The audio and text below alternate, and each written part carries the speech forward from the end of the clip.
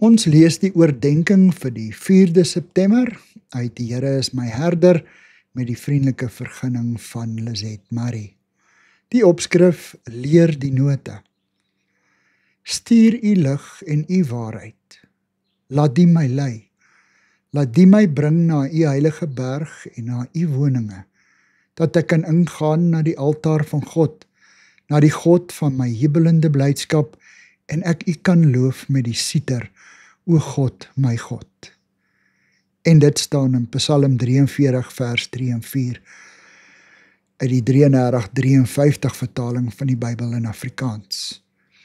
Elkeen van ons speel ons eie lewenslied, maar ons moet die note aanleer.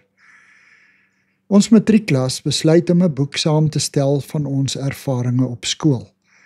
Ons deel hartseer, vreugdes, grootword onsekerhede en lesse wat ons geleer het. Een van die destydse musiekleerlinge vertel van die beklemming waarmee sy elke jaar die nuwe musiekboek vol onbekende stukke oopgemaak het. Die onderwyseres was streng, haar voorskrifte duidelik. Ek leer vir jou die note aan, jy moet dit speel. Laat die musiek met jou praat, en dan praat jy terug.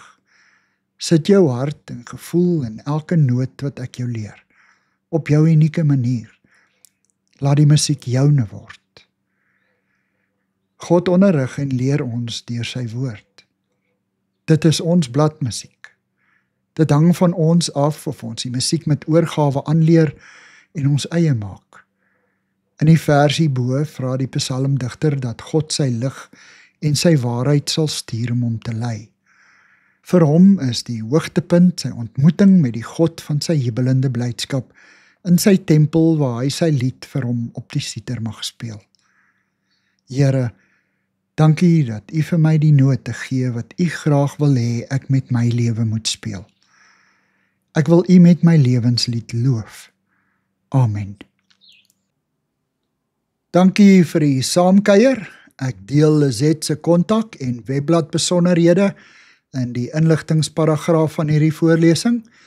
Daar is ook skakels na voorlesings van Lizet se ander publikasies wat op hierdie platform beskikbaar is.